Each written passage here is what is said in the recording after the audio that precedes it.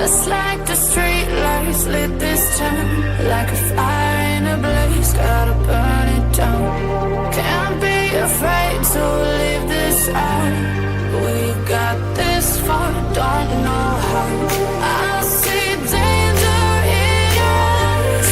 They know we'll burn down the night. Coming just like the sunrise. You know that we gonna let it out. Tonight, we gonna let it out. Tonight, we gonna let it out. Just like the sunrise, we gonna let it out.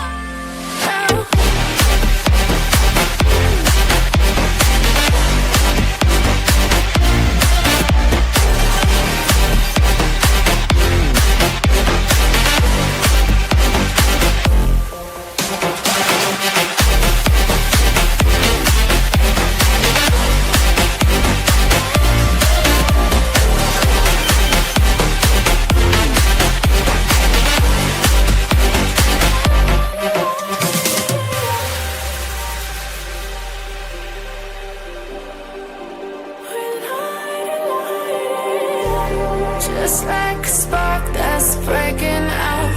Can't make a stop, can't turn back now. We know that there's no room for doubt. No, we can't turn back now. I see danger in your eyes. They know we'll burn down the night. Coming just like the sunrise. You know that we gonna let it out. Tonight, we gonna let it out. Tonight, we gonna let it out. Just like the sunrise, we gonna let it out.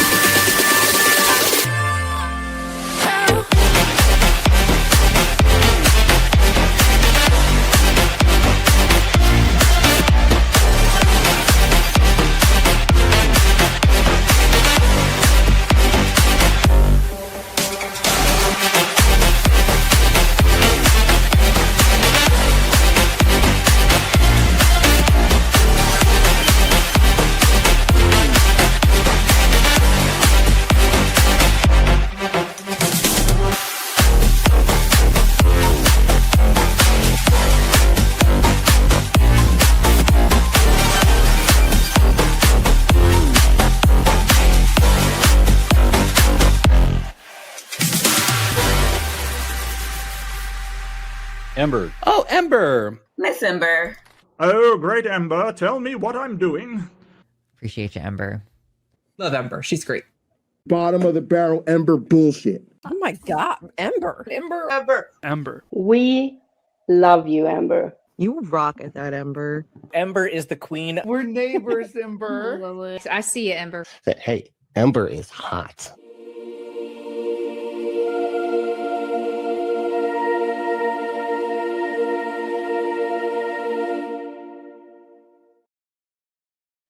Hello, everyone. Happy Friday. Thursday. It's Thursday. I am so out of it, folks. I hear it. Fortunately, we're joined by the wise and wonderful Lil, mother of mermaids or something, to help keep us on track. Something like that. Yes. But I do have a mermaid on my shirt, so huzzah!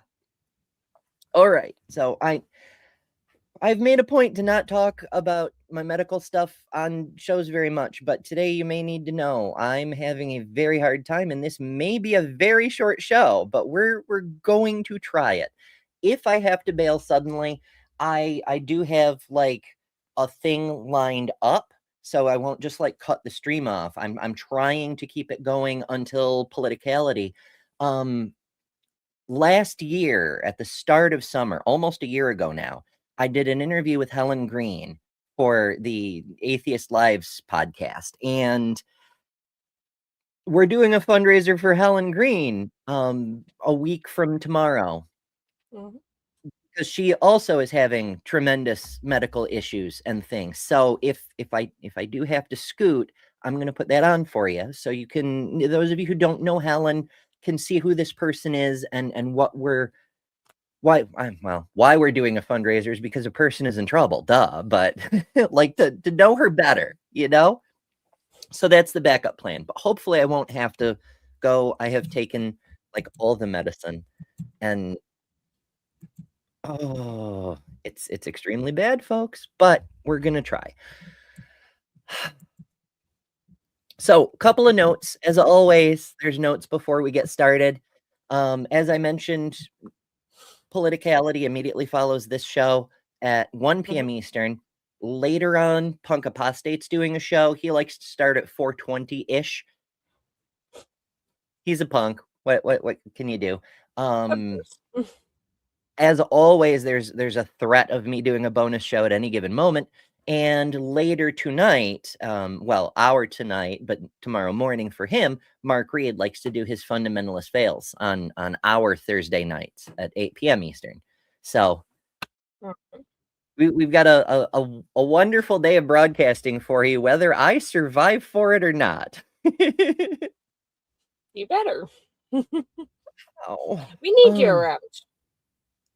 It's debatable, but one does one's best. Collapsitalism sends a super. I love the name. Sends a super chat for $5 and says, "Here, I hate this money. Use it for your fundraiser." We haven't even started up Helen's fundraiser yet, and we're already doing stuff. So yay! Woohoo! One other note, random news. I almost thought about doing a bonus show specifically on it, but there's just not enough there to do. The British Journal of Sports Medicine released a new paper last week, actually, but the news has been reporting about it recently, so I figured I should at least mention it. It's a meta study. It's something like 65 different studies were amalgamated together, and so there's thousands of athletes contained in the study. TLDR, there is no statistical difference between trans women and cis women. I realize most of the media is treating this like breaking news, but the thing of it is, there has never been a study that showed there was a difference. Like, this has always just been an unfounded assertion. People saying, oh, trans women must have an advantage because ma feels, bro. But it's never been demonstrated. And now we have the biggest study ever so far that shows, yet again, no statistical difference. Yeah, I mean, we also if the studies in the science. We don't see trans women winning things. We do see trans men winning things. So what sport are they dominating? Like, to show me what sport are they dominating where the top 10 athletes are all trans women? No, like, no. I can think of one. Beauty pageants. True. Although I'm not really sure they call those sporting events. I mean, there is a whole team, right? Like the person who's at the who's walking down the runway or whatever. That's the person whose name is on the sticker. But like there's the hair person and the makeup person and probably a whole team for wardrobe, and somebody's got the boob tape and like all the. It's a team. It's a team effort. Yes. Pulling this case entirely out of my behind. Oh, Jeebus. Oh, Jeebus. All right. Communist number 09182 asks, where data needs study, send study. As with all the things I reference, it's already linked on my website at betterthanember.com. But if you don't want to find it from me, you can also find it directly from the British Journal of Sports Medicine. I think it was from January 25th off the top of my head. But yeah, it's fucking wild. All right. I think that's it for notes. Do you have notes today, Lil? Just politicality. Later today. Okay.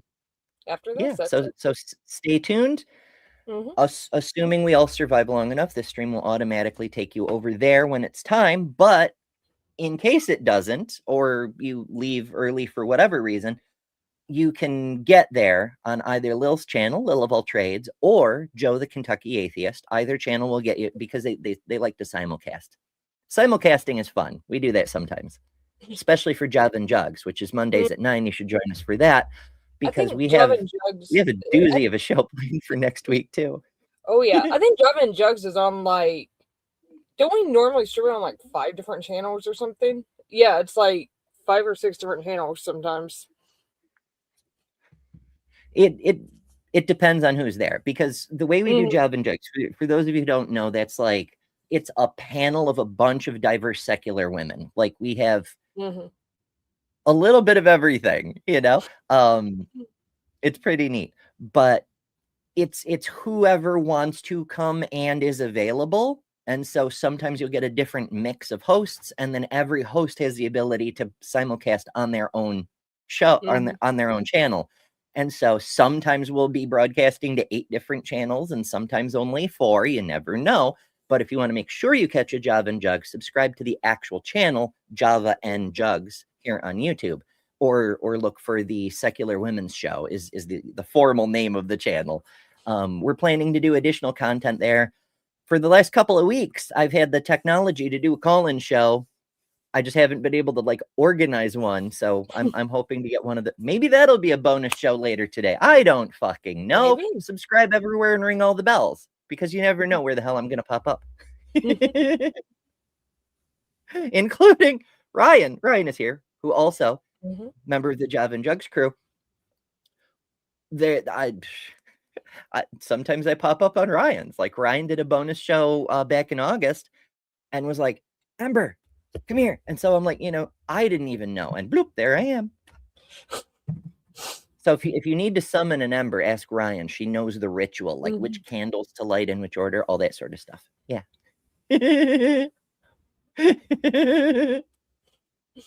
Collapsalism says, Ember, we've had that tech for like 40 years though. Oh, I dare say longer. I should clarify. Tech that I can use for a call-in show, because I'm very poor and can't afford phone lines and fancy things like that. So I had to figure out a way to do it for free.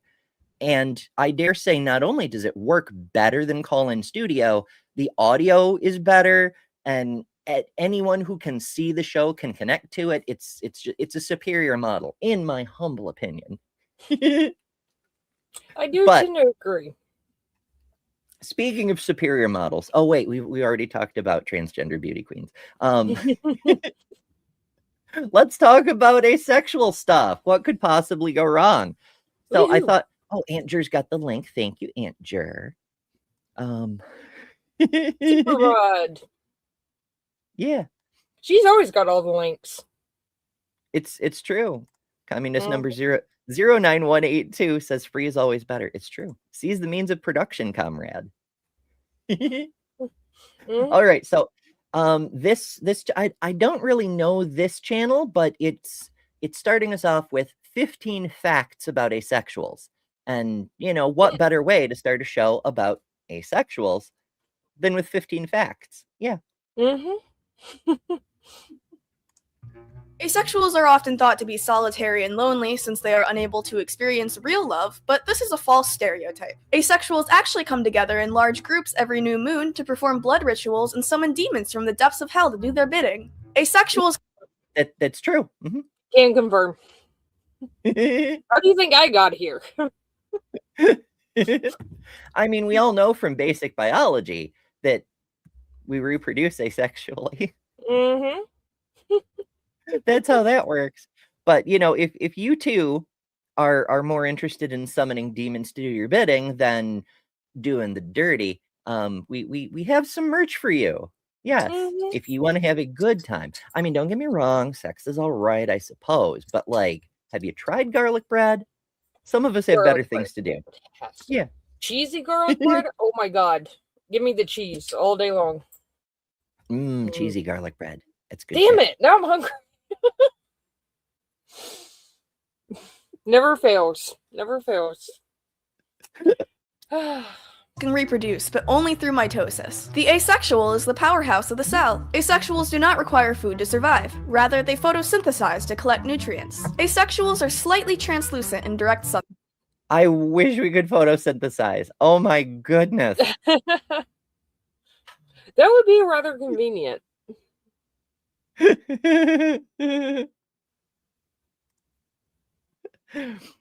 I'd be But then we wouldn't have so much garlic bread. I don't know.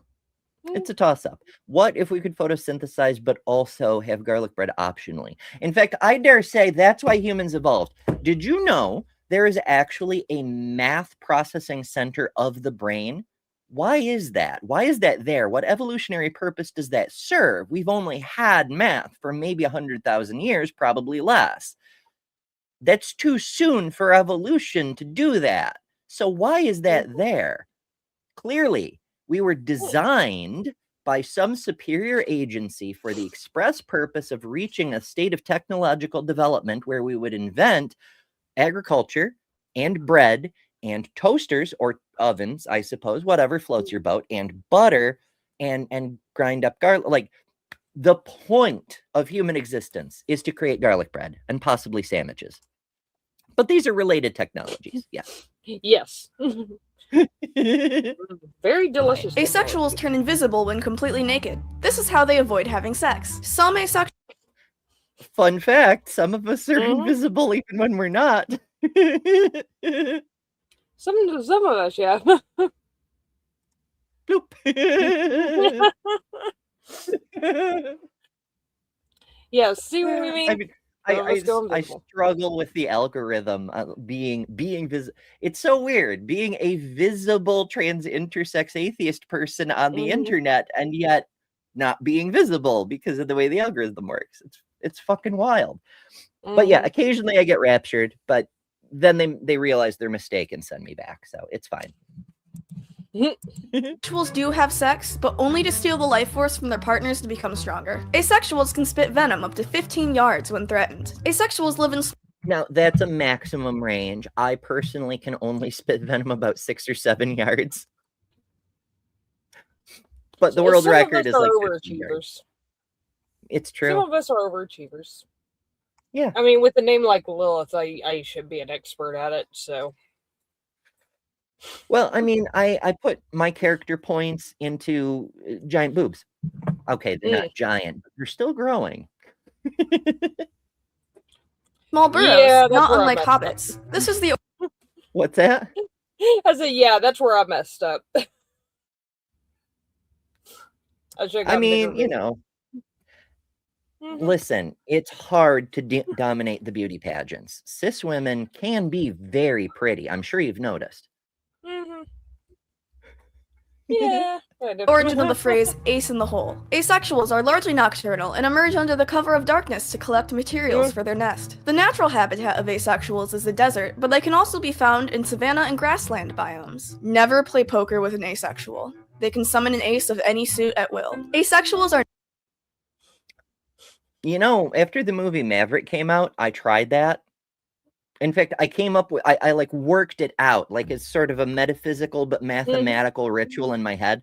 It involved some fuzzy logic, but you have to lie to yourself to make it work a little bit. But the idea was you take one card and you meditate over it and you think about the fact that there is an ace of spades in the deck, right? You know there is because it's a deck of cards and there's an ace of spades. At the moment, the deck consists of only one card, the card that your hand is hovering over. Therefore, that card must be the ace of spades. It's never worked, but I'm sure it... I can see the fuzzy logic there. I mean, honestly, it's better logic than we usually get from... True. Some of our more, you know, feisty debate partners, shall we say. Oh, goodness. Oh, goodness. My Unfinished Sock says, don't spit venom 20 yards. Be more realistic at 6 or 7. Either way, like and share the stream. I appreciate that diversity of viewpoints, Unfinished. Yes. But do like and share. And also subscribe. We're trying really, really hard to grow the channel this year because of fundraisers, coincidentally. YouTube hides the fundraiser button. Like, we can do fundraisers the hard way by like doing it through GoFundMes and merch sales. I have a couple merch items that are fundraisers. Like, for example, this shirt, proceeds from this shirt go to support the Trevor Project. There's also a cup, which I have an ad for, but I'm not going to run right this second because it takes a full minute. supporting victims of abuse and domestic violence. That's the Survivor's Mug. Both of these are on the merch store at betterthanember.com. Every sale raises $10 for its respective organization. We were able to make our first donations this past month, which is really fucking cool. But what a pain in the ass. I want to do fundraisers directly. And to do that, you need to get to 10,000 subscribers. I realize that's not that big a channel compared to some of the horrible channels here on YouTube. But at the same time, breaking through the algorithm is very hard. So please do subscribe and also share this channel. Maybe not this video, or maybe this video, with people who might like what we're doing here. We're here every weekday at 11 a.m. Eastern, plus a lot of other bonus shows and assorted special content. So please help. I appreciate it. Naturally gifted academics. This is the origin of the phrase acing a test. Asexuals are also extremely adept at flying, hence the term flying ace. Some people... That's also true. In fact, okay, no, this is literally true. There's a historical tidbit. One of the very first flying aces in all of history was a woman. She was a Russian flight instructor. And when the war broke out, she started flying. She was like the third person in recorded history to shoot down 5 opponents, which at the time was the definition of being an ace. And part of her story, a big part of her story, is that one of her commanding officers kept pursuing her relentlessly, trying to hook up with her, and she kept shooting him down. Because she was like, no, there is no time for romance. I must shoot the Germans. Like an incredible badass. Someone remind me to tell her story when we get to Women's History Month, which is next month for those keeping score. People believe that asexuals are too unattractive to get a date, and this is why they identify as asexual. This is a misconception. Asexuals are actually hiding an ethereal beauty that has lured many fishermen to their deaths, much like a siren song. This power must be contained. So that's it for... Yeah, that's all true. Can confirm. Mermaid here. Hi. We're very closely related. That's why Lil has her own emoji here, because like, we have the asexual. Nope, that's my eyeball. We have the asexual emoji, but we also have the Lil emoji. So yeah. And if you want to play with emojis, you can get access to the custom emojis for only 99 cents a month. It's an easy, super cheap way to help support the channel and what we're doing here and keep me from dying, which is also very much appreciated. There's higher levels of membership that come with additional perks, but if all you want is the cool emojis, you can do that for just 99 cents a month. Less than the cost of a cup of coffee. Thanks. All right. Let's move along here. I found a video with asexual people talking about misconceptions about asexual people. And that's one of the big issues. Whenever we talk about any subgroup, especially within the LGBT community, we get people who aren't part of that group talking about the group. That's one of the reasons I wanted to start with the previous person, JJ. I really should have learned their name, but it was a very short but fun way to open things up. Also reminds me a lot of my oldest, who coincidentally is also an ace person. But this is 3 different ace people talking to each other about these different misconceptions. Let's see how that goes. Asexuality is a disorder. That's the core of every psychiatric disorder. It has to distress you or the people around you. And I feel like it distresses other people more than me. Yeah. Which I'm not upset by it, so it's not a disorder, and I'm not like hurting other people around me. But sometimes it's just like society tells you that you need to be this way. And like once you like can tune out those messages, it's like, hey, actually I'm fine not feeling sexual attraction. So there's a lot going on here, because since they're talking to each other instead of explaining things to the camera, they're just saying things they all mutually understand. And so that could make this kind of conversation somewhat counterproductive. There's a lot of people who assume that people who are asexual just have something broken. That's why they say disorder. Like your libido is fried, or you have a trauma, someone hurt you, and so now you're sex averse. And it's true, those things can happen, but it's really wrong to assume that's why an ace person is the way they are. You know, like some people, we understand that sexual drive, libido, is a spectrum. You know, some people want it a lot more than others. It stands to reason some people would want it all the way off, you know, or even be sex averse. Like there is a neutral position where you don't have any particular sex drive, but you're not sex averse. There's people who go even farther and are actively turned off by the idea of sex. Humans come in spectrums. Yes. Yeah. I think it gets brought up as it being some kind of a medical side effect a lot too, like low libido, which isn't even necessarily applicable to every asexual. It's not. Libido is different. It's a different. That's a really good point. Libido is actually different. There are people. Okay, so there's sex drive and attraction, right? Like you could have a very high sex drive. You may want to have sex, but not be attracted to anyone. Or you could be very attracted to people, but not want to have sex. Like these are actually separate things. Yeah. Different thing. Yeah. There's so many different spectrums, and people who aren't asexual can have a low libido. In the past, I've heard people say like, "Oh, I haven't had sex in months. I'm so asexual." How does that make y'all feel when you hear something like that? That's not how that works. Yeah. It's like, I mean, that I guess sort of people makes me think like, okay, you have no idea what you're talking about. Goodbye. Well, I could see people saying it in sort of a meme kind of way. Like, oh my God, we're having spaghetti for the third time this week. We're totally Italian now, you know? Like, people don't think they're actually Italian. They're just kind of like trying to make a low-key meme sort of deal. But also, no, that's not how that works. Like, there are asexuals who, often for libido reasons, have a lot of sex. Or because they're in a situation where they feel like they're compelled to have sex, or because there's societal expectations to having sex. And there's a bunch of different shit. There's so much shit.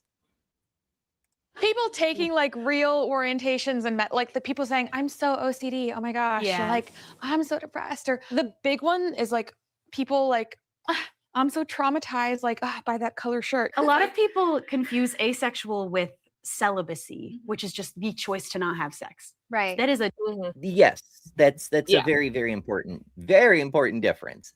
A person who is choosing to not have sex is not automatically asexual. They may be doing it for often religious reasons or often for other reasons. Like, you know, they may, for example, be refusing to lower their standards, and there's no one in their immediate circle who meets their standards. So they're choosing not to sleep with anyone rather than to lower their standards just to sleep with someone. Like, it's not even an asexual thing, you know? Yeah. In fact, arguably, asexuals don't have to be celibate because it's kind of the default setting. different thing. I think it's like fine if people are questioning that if they're asexual or not. It's like, oh, is this an identity? This is apply to me? There's no way to like be asexual other than to not feel the attraction. It's like you can have sex, you can not have sex, you can have had sex once, or 0 times or however many. Another good example is there's times when most people are a little more excitable, a little randier than others. And other times when people, even the people with the highest libido, are like, oh, not right now, don't touch me, you know? Yeah. People go through ranges, they go through cycles, you are yourself a spectrum. When we talk about a person being asexual, we just mean their normal setting, like their baseline. You can have an asexual person who gets really, really turned off and winds up in the sex averse side of things. Like, for real, do not touch me. But they can also get really, really turned on. And even though they're still an asexual, this is like with bisexuals, right? Like if a bisexual, bisexual doesn't exist. You are whatever you just had sex with, right? Like if you're a male bisexual and you have sex with a woman, oh, I guess you aren't really bi, you're straight. But then you have sex with a man, oh, I guess you're actually gay. Like, no, you are who you are, not just the last thing you did, you know? Mm-hmm. Yeah. Yeah, exactly. I've actually used that to try and explain to someone else. And they're like, oh. I'm like, yeah. it's just where it like we said, I mean, like, it's a spectrum. It's just kind of where your default setting on the spectrum is, and it can change a little bit. So everybody's got ups and downs. Just like extroverts have days where they're just like, I just want to cuddle in blankets and not leave the fucking house, even though they're extra. Introverts have days where they're like, let's go paint the town red. Everybody wiggle. When we identify with a certain label, we're just saying this is our general middle state, sort of thing. It's fascinating. Times, and that doesn't take away from being asexual. Like you said, like abstinence and celibacy. Like, I'm pretty sure the point of abstinence is actually that like you have sexual attraction and you're supposed to deny it, and we don't have it. It's like the devil tempting you, right? And it's like there's like, can you be abstinent if you're just not interested? Like, you're not making the choice.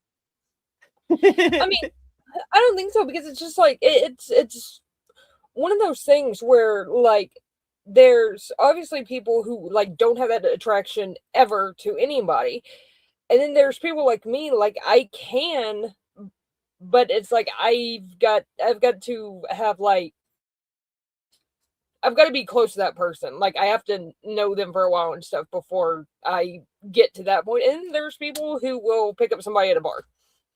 Like, the whole thing is just like a huge spectrum. So, depends on where your attraction sits. But I wouldn't call just not having sex straight up abstinence, because that's just that's more of purposely saying, no, I'm not going to do this, as opposed to just... it's like a fast. It's like... If we did actually photosynthesize, we're not fasting. We don't need to do that. That's not a thing we're required to do, you know? Like, you don't have to engage in abstinence if you're just not doing the thing. I will not. I'm abstaining from abstaining. Haha. Like, yeah, like, something that just that just occurred to me is like, so I don't drink a whole lot. I do on occasion, but it's usually 2 or 3 years I'll go between spots where I'll get drunk. I'm not abstaining from alcohol. I just don't drink that much. Like, I don't feel like I'm missing anything. It's kind of the same thing as it's like, yeah, it's not abstaining. It's just, that's just where I sit. I know people are like, Ember, why don't you really like, I'll go on Dr. Ben's trivia night show, right? Like, which incidentally, Fridays we have a scheduled bonus show. Next week, like I mentioned, we're doing the fundraiser for Helen, but usually Fridays at 8 p.m. we're doing women's Bible study. It's an 8-week program. We're on week 4 this week, so we'll be at the halfway point. But that show forwards over to Dr. Ben. So after the Bible study, we can like clean our brains out with some silliness, and that's wicked fun. But sometimes I feel bad because I don't drink on the drinking trivia show. I usually have coffee and water, but I'm just like, I'm not really an alcohol person. I think the last time I actually drank was when I recorded an episode of Holy Spirits, which is another Ben production. Man, that doctor, he is a bad influence. Ben's literally driving me to drink. Ben. I know, my poor liver. Actually, my liver is like the one part of my body that works correctly. Oh no. Oh noes. I know. Well, I mean, I do need it. It is pretty useful. True. Oh well. I see a couple of people asking about asking questions. I'm not sure. I'm trying to scroll back and find them. I see Adrian saying I had questions, and Theo says responding to the point is, if you guys have specific questions, if there's something in particular you want to ask, do feel free. I'll do my best to answer them. Because the point of this is to like explore what it means to be ace beyond more than just the simple what's written on the tin, not interested in sex, you know? There's no double tempting us. There's no temptation. Asexual people don't have to come out. I actually have been.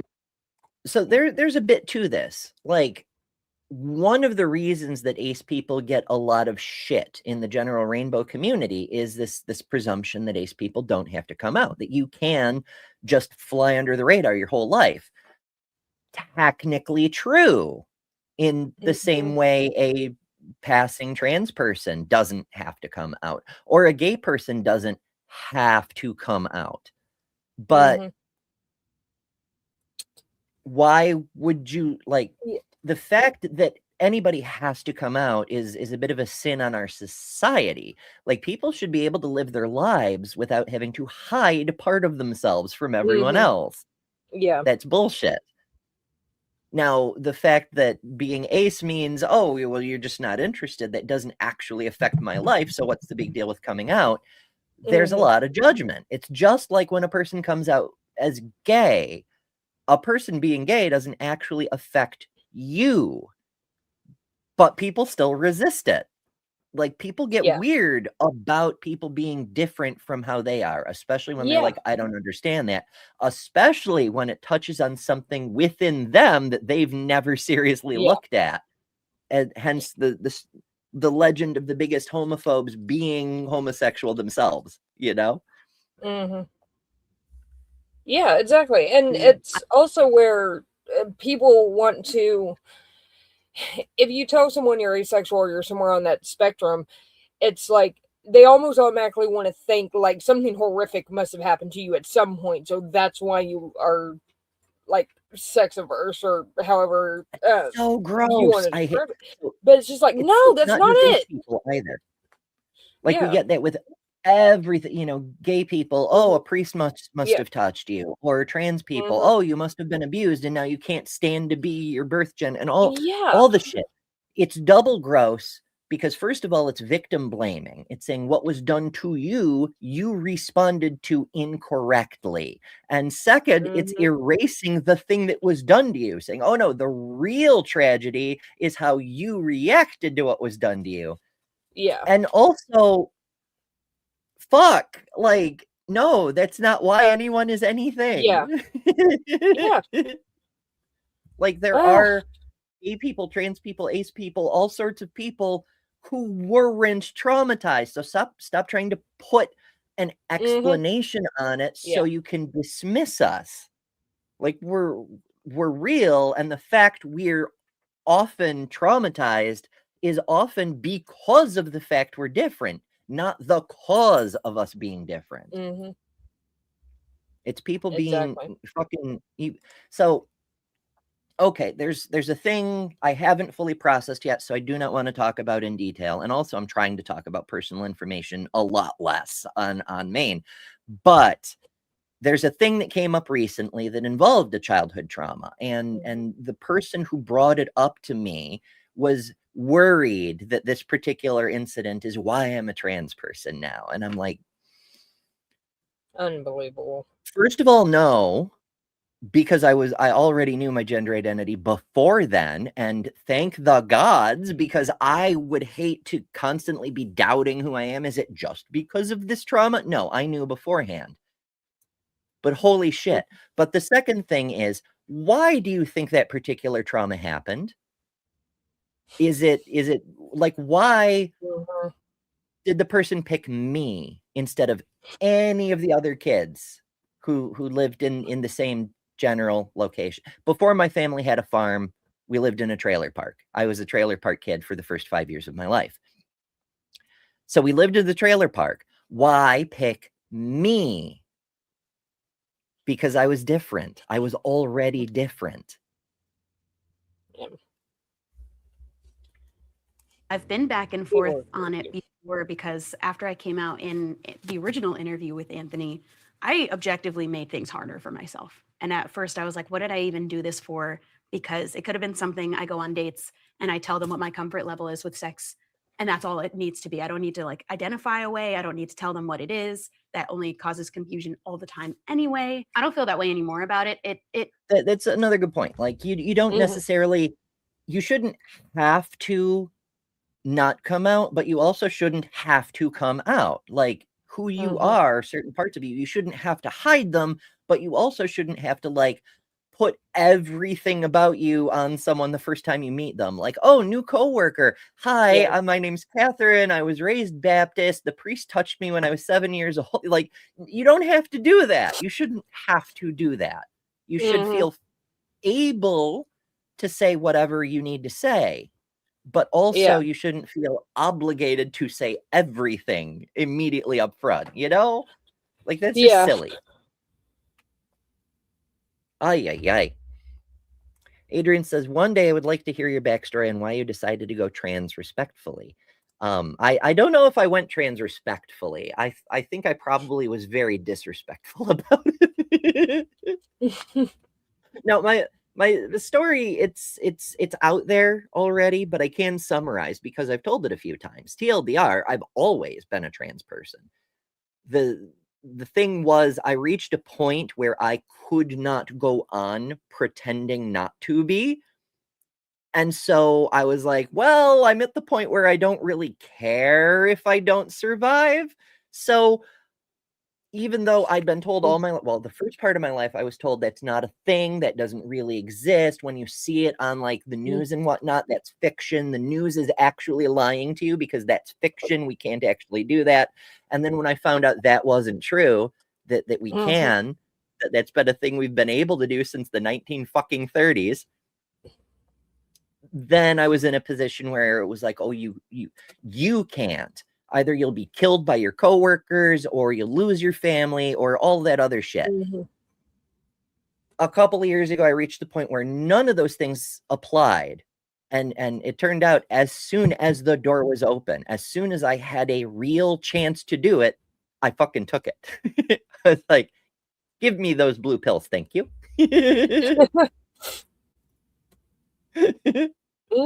Has made things challenging in my life, just being this way, but I'm very glad that I came out. I'm glad that I told people and so many people got to hear it because it validated so many people's experiences. Yeah, that's really the important part for me. I'm part of organizing a meetup group called Ace Los Angeles. I love that the angel is a triangle because so many people like it was a meme like 10 years ago that people kept misspelling angel as angle. They said an angle is watching over me.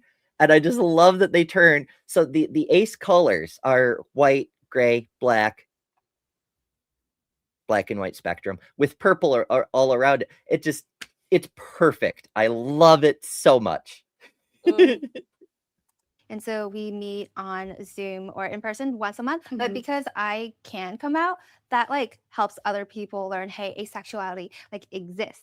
It's real. It helps like if you're just the only person that you know who's asexual and you're like, is this real? Is this like legit? But then like you go and you meet other people, or like you go and you see that, hey, like these people are asexual too. Like this is real. It really helps. Right. It really does help when you live in a world where people are like, no, there's something wrong with you. You're broken. To meet people who are the same as you. And you're like, not so much.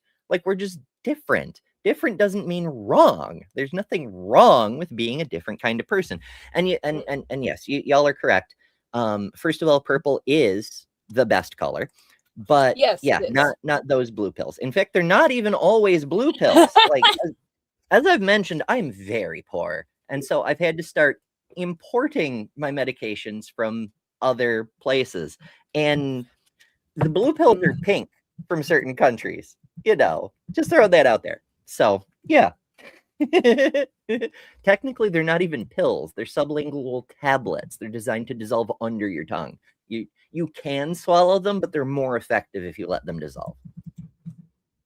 Helps people. You know what helps coming out is the first video. It was a funny experience. I got asked out on a date by a guy in a mall, and I probably should have just said no to the number, but sometimes I have trouble saying no, so I took the number.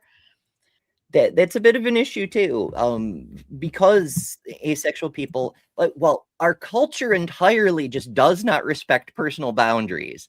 So there is a big issue with women being allowed to say no. Like it's just frowned upon. There's a bit of a pressure against it. It's less than it used to be, but it's still there. Where if a person asks you something, it's often easier to just say yes, go along, and then deal with the repercussions later. Especially in public spaces. Oh my goodness. Lil of All Trade sends us a super chat for $2. Thank you, Lil. And uses our lovely garlic bread emojis, which don't show when I bring it up on screen. But you'll notice that it's the emoji is actually labeled as ace. That's I meant to wear that shirt today, and I forgot that I threw it in the laundry last night, so it's not ready. And I was just like, oh, damn. I should have worn that one today. Theo says, I spend a day with asexuals, the title as if it's dangerous. Well, I mean, kind of. That's from a series where that particular person, I forget his name off the top of my head, but he'd like spend a day with people. He spent a day with trans men. He spent a day with trans women. He spent a day with probably Klans members. I can't remember all the different things. But like in some cases, it is kind of dangerous. Like spending a day with a gay person in the Deep South, you're as likely to get murdered as the gay person is because you're in proximity, you know?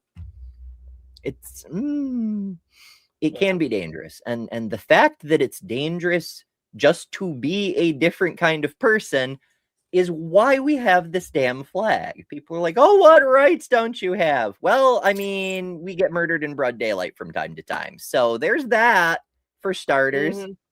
Yeah. And I think I told him, like, look, like, we could be friends, but I'm asexual. And then he's like, well, let's just cuddle and see what happens. And I'm like, oh my gosh. That'll change everything. You don't get it. At some point, I ended up just like texting him the video. And so it was like, I have video proof. Yeah. Asexuals don't. That is an issue. You know, the whole, oh, let's just cuddle and see what happens. People, and it's not just men, like people want to try to like coerce you into doing something that you've already told them up front you don't want to do. And then you're in an awkward position of like, if you insist on your boundary, then it's you who ruined the moment. You know, it's such bullshit. Just when people try to be pushy like that, just right out the door immediately, because they're just going to keep pushing and and make it harder and harder to insist on that boundary. So like, nope. Aunt Jer says, I put the garlic bread emojis in chat because I'm a food whore, and just like food, I'm not asexual. That's fair. I mean, a lot of us are, you know, I'm very food. Honestly, the two easiest ways to get me to spend adult time with someone is really big brain conversation to the point that it just makes my eyes glaze over with adoration, or food. Like, you can lure me into bed with garlic bread. You literally can, which is ironic as hell, but it works. I concur with that. Yeah.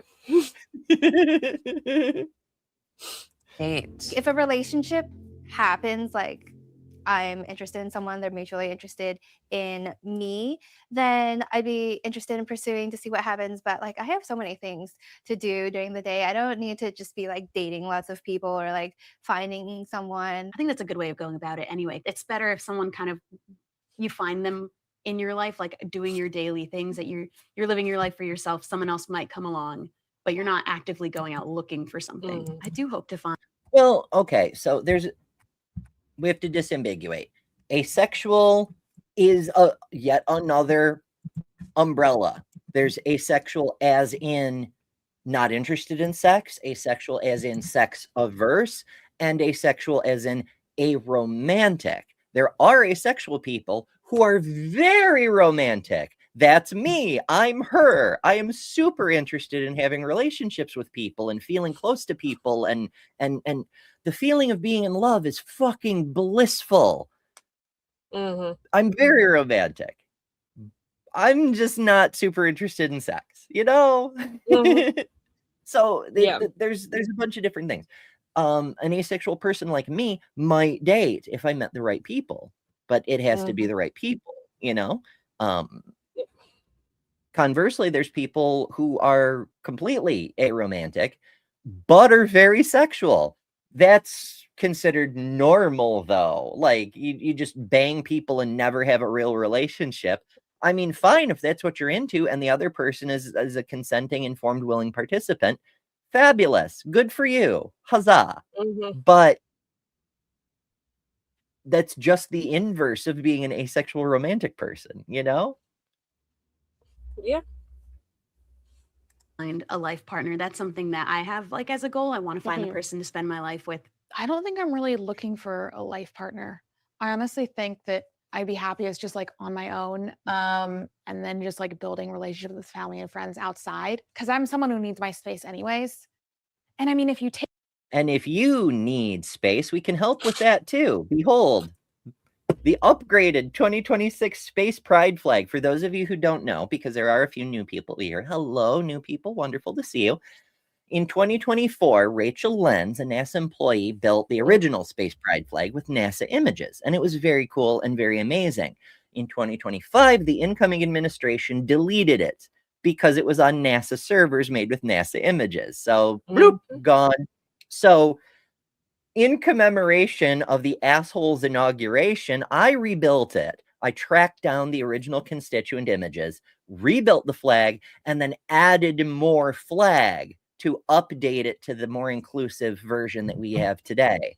So this is the Ember version, and you can find it at betterthanember.com. There's a high resolution PNG right on the front page. You can just download that if you want it for like your phone lock screen or whatever. But if you want a physical copy, you can do that too. You can get a print or you can get an actual flag. It is full flag size. Whatever you like, it's on the website for you. That's awesome. You're welcome. take the sexual component out, that's what friendships are. Yeah, for me, it's like if it happens, then that's cool. But it's not like a wish list to do kind of a thing where it's like, oh, I want to be married by like a certain age or anything. I think too many people are afraid of being alone. That's an interesting note that you have to be married by a certain age. That's a similar social expectation. You're supposed to be married by this age. You're supposed to have kids by this age. It's social pressure. And, you know, everybody has a different idea of when things are supposed to happen in a person's life, but it kind of averages out into a societal kind of peer pressure. And I get that some people are like, oh, fertility, yada, yada, yada. It's true your fertility rate goes down as you age, but I mean, we're at a technological state where we can reverse menopause and have pregnancies much later in life than ever before. So while your easy version, your fertility does drop off after a certain point, you never lose the ability entirely, at least beyond our ability to medically recoup. I mean, unless something happens to the actual functional equipment, like if you, like our friend Helen, need a full fucking hysterectomy, then it becomes a little more difficult. But we're working on technology for that too. We're able to regrow a lot of organs using stem cells and scaffolds and shit. We could probably build uteruses soon, if not already. Who knows? And I think that's like the worst thing that could possibly happen to us. I love being alone. I love it. Alone's great. I love having space. Asexual people don't want to be romantic.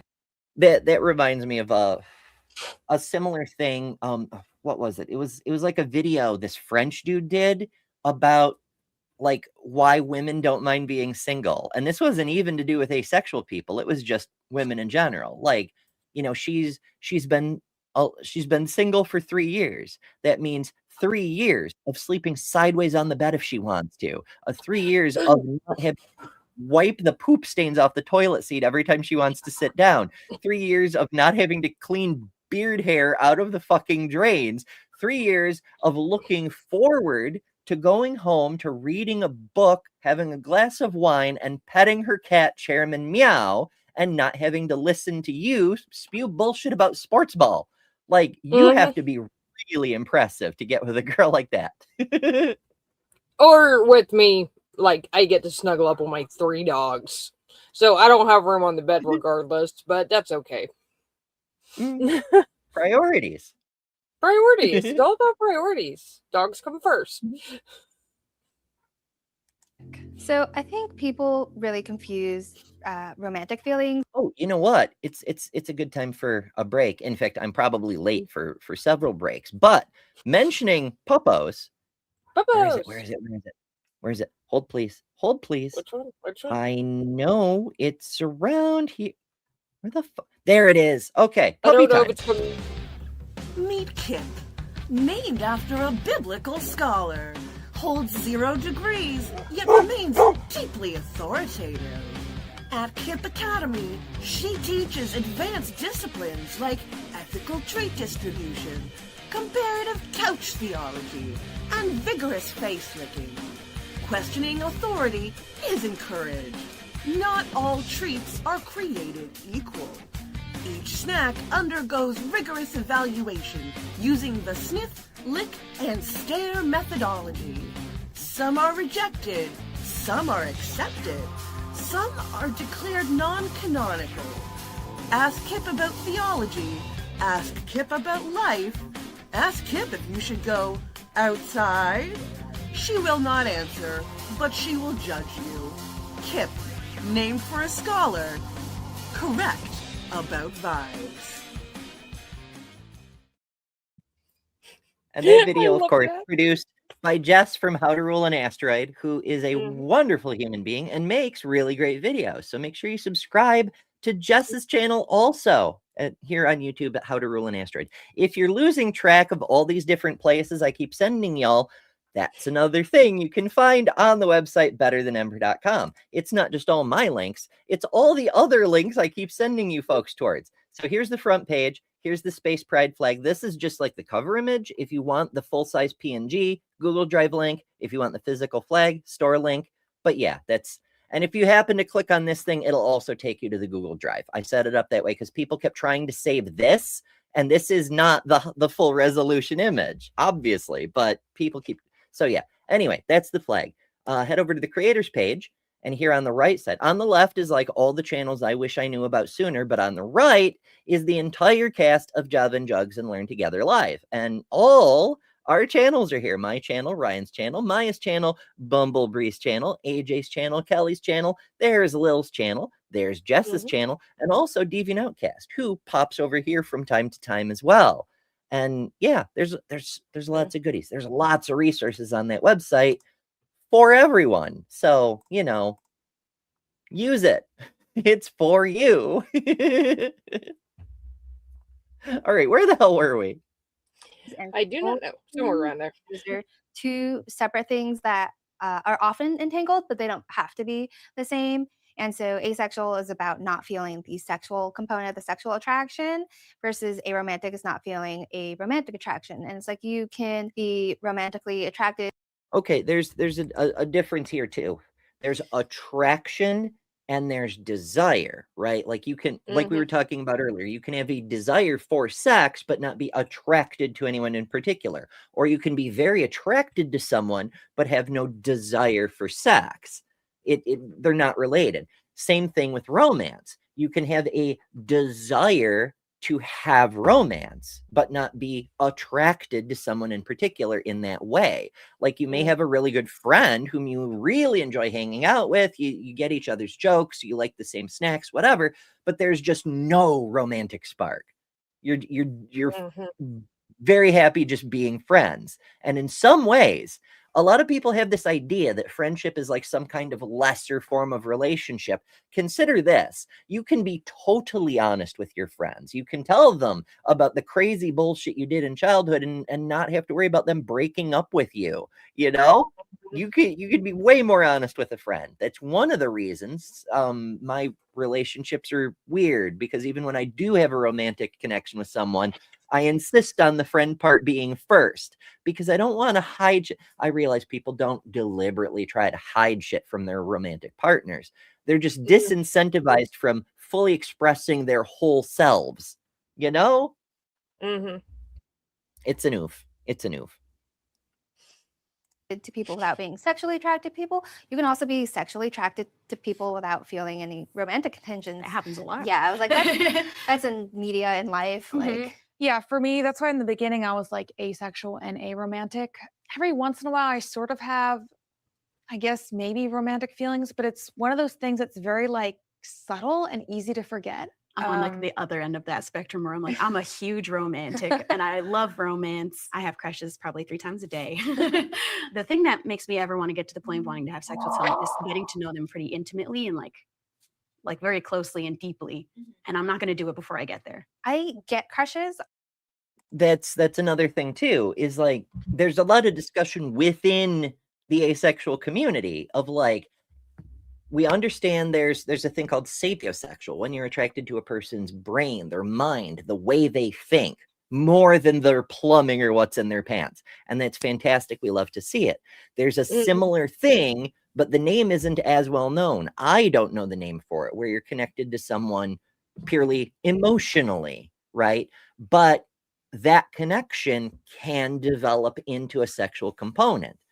Again, just like a bisexual person is still bisexual, even if they just had sex with someone, that doesn't change their sexuality, you know? Same thing with asexual people. If you happen to have this kind of romance-based sexuality, where in order to feel any desire, you need that deep emotional connection, you're still an asexual person because you're not attracted to people physically. You know, if you're attracted emotionally, then that's a different thing. Yeah. Again, it's an umbrella. All these things are umbrellas. I mean, within each of these subgroups we talk about, there's more spectrums and more subgroups. You can get more and more specific. This is where people get the idea that there's 187 genders or whatever, because as you get into each umbrella and you start to learn more about it, you see it's not a monolith either. There's more spectrums under that umbrella.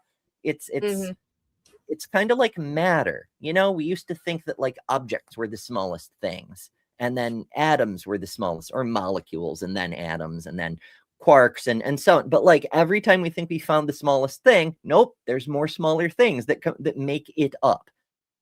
It's like that. When you start breaking down gender and sexuality and all the different spectrums, you start reaching levels of resolution where effectively it's each individual person is an individual person. That's as small as it gets. What we're doing with our spectrums, right? What we're doing with our spectrums and our umbrellas is finding commonality with other people who share similar traits and similar experiences in navigating this world that is antithetical to our existence. Bree says it's turtles all the way down, which is true. I mean, you can't prove there aren't turtles all the way down. On people a lot. I feel like it's that initial infatuation that really hits me.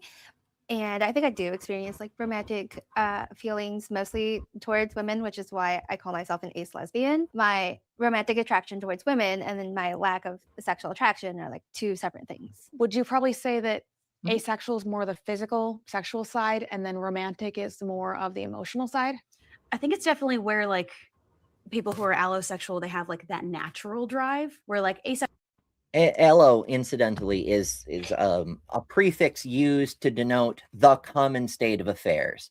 We don't see it as much because, like, say, with more common things that come up, like you might say neurodivergent and neurotypical, but really what you should say is alloneural or something. But it doesn't flow off the tongue as well, so we don't use it in that context. But yeah, allo just means typical in this sense. Sexual people can still want to have sex and even can still have like a drive to have sex, but it's not like a natural, I don't know what it is. I don't know what that feeling is. I've heard it described like a sex drive is like being hungry, and then like sexual attraction is like being hungry for something specific. So it's like Yeah. you can be hungry and then That's exactly it. Yes. Yeah. I mean, it's an analogy, but it's so close. It's boom, bullseye right in the dartboard. Like, you may have a desire for garlic bread, but not be hungry. Or you may be hungry, but there's nothing in particular that you want, you know? Or both. You could be hungry and know you want garlic bread, for instance. You could. Garlic bread. Damn it. Stop. not want any of the food around you. I'm hungry. You had to know this was going to be a garlic bread heavy episode. Yeah, I know. I should have made some. I know I should have had some like on a tray. In fairness, I was busy having medical issues before, so I couldn't like prepare things, but yeah. You don't need that to live. You won't literally die. Yeah. Like, I've never had sex. I've been in 2 relationships. Those have also been with like ace people. There's no one been like, hey, we're in a relationship, we should have sex. If I was in a relationship with someone allosexual, like, I mean, between doing the dishes and having sex, like, I really hate doing the dishes. They're like just as bad. Honestly. I mean, fair. Everybody's got some chores around the house. So I'm weird. I'm lazy, but in an unusual way. I'm the kind of lazy where I don't like doing the dishes, and so I will do each dish as I use it. So I never have to like do the dish. They don't build up. I do in the the first same place, thing. you know? Yeah, I do the same exact thing. I cannot, and it's like my biggest pet peeve. I cannot stand like dirty dishes everywhere. If I'm making dinner, I will not sit down and eat until all the dishes are clean, because it just drives me crazy knowing that I've got to get up and go do dishes after I eat. So I just do them as I cook. Yeah. I mean, it just makes life easier. I realize it's technically less efficient than doing them all at once, but I just nope. Yeah. Like, my housemates even have a dishwasher, so it's not even that big a deal. And I still nope. So yeah, I think if there were an issue where there was like dishes that needed doing, I may go the same way as our friend here. I may be like, you know what? Let's go have some adult time instead. Possibly. Yeah. You're not missing anything. There's like Okay, but I really hate doing the dishes. Oh, it depends. Yeah, it depends. I've been in relationships where I felt the way you felt, where it was like more of a task more often, and it didn't seem like they cared that I wasn't as into it as them. But then I've been in relationships where That's another thing, is there's so many people who they don't care if their partner is into it or not. And so the fact that you're ace, they're like, you know what? None of my partners, like Ben Shapiro, right? Like, I've never been with a woman who had an orgasm. Ben, buddy, bestie, that means you're bad at this, not that it's not a thing, you know? That's But there's exactly many what I people hear who don't give a anytime. fuck how you feel. Yeah. Anytime I hear anybody say something like, oh, well, no one I've ever been with has had an orgasm, it's like, no, dude, it's just because you suck at it. It ain't that hard.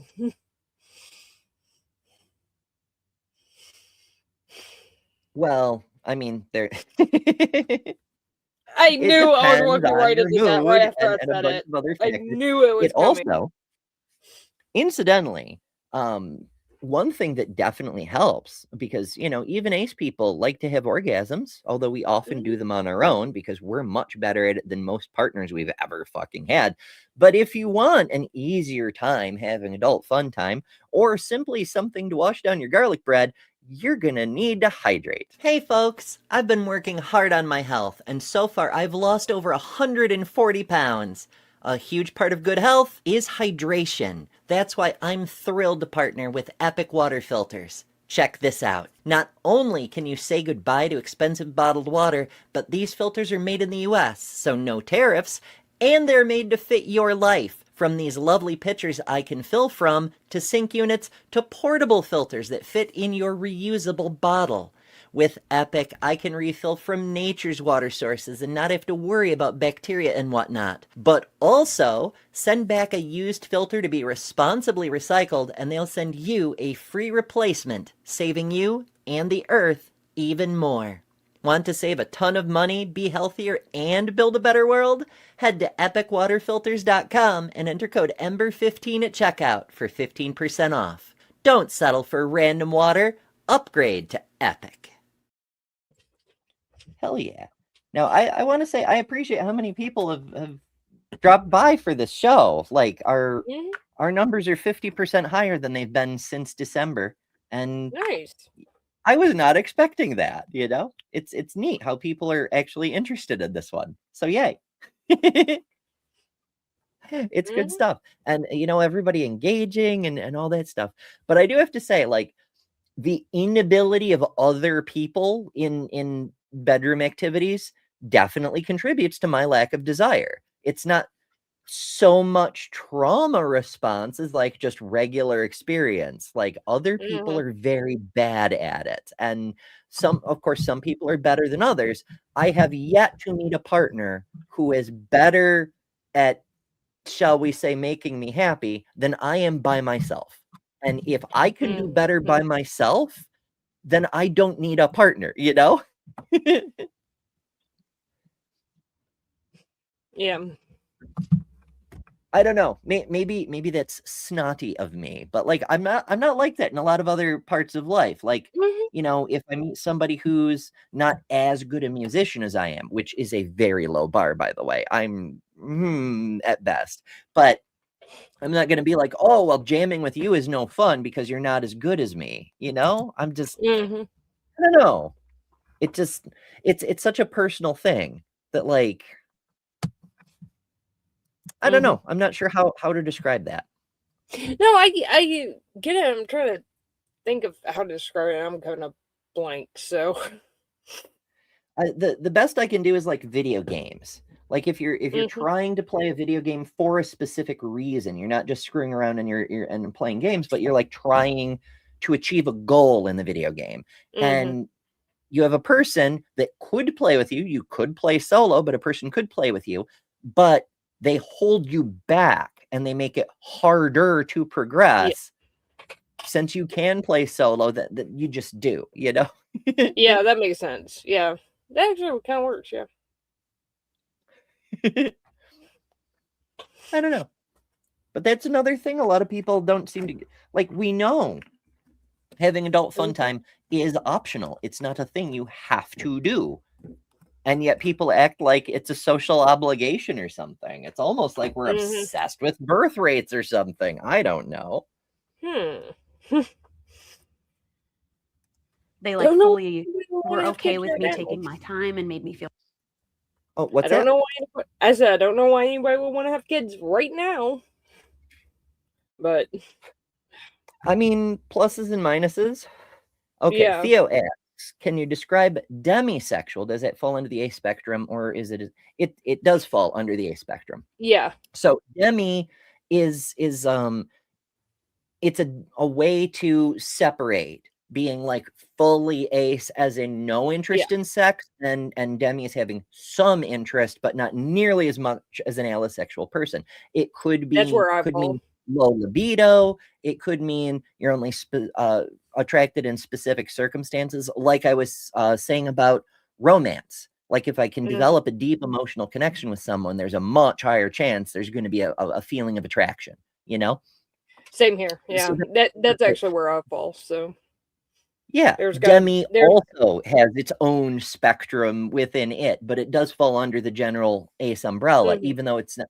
See, just one of the issues with all these spectrums is the people who are like all the way at the far end of the spectrum, away from, you know, the straight cis het, etc. status, sometimes get a little gatekeepy. Like, there's trans people who are like, if you don't fully medicalize and have every procedure possible, you're not really trans. It's the same thing with ace people. They're not as militant about it, but there are like gold star aces who are like, I've always been fully sex repulsed my entire life, and anyone who isn't a real asexual, you know? No, that's not how that works, bestie. You're at the extreme, you're not the standard, you know? So yeah, demi is another flavor. Theo says, I consider myself demi. Sex is not important, and the emotional personal connection is required first. Yes, very much that. The way how I've always described it pretty much my entire adult life is the relationship is what matters to me. The sex is a perk. So now that said, we can use sex for other reasons. Like we're describing sex in the sense of a normal relationship. But I'm also a very pro-sex person. Like the way you just phrased that, I think it's absolutely legitimate to use sex as a bribe. Like if you need someone to do something and you can pay them for it with sex. Yeah. If you're willing, if you're not averse to it, that's not a problem, at least for me. Yeah. Yeah, it's not an issue either, so. Yar. And Sapphire says trans medicalists can shove it where the shun don't shine. Well, the fun thing about most of the medicalists is they themselves often haven't had all the procedures that you could possibly have.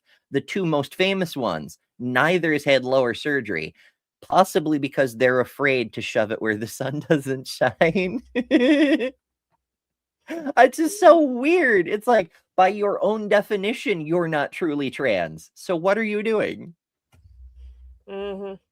Comfortable, and then things are fun. Then it's really fun to explore and have that with a person, for me. Asexual people are repulsed or morally against sex. To me, morally against sex? Well, morally? No. I've never seen that. I mean, Like, I could see people getting that idea that like ace people are like all judgy about sex.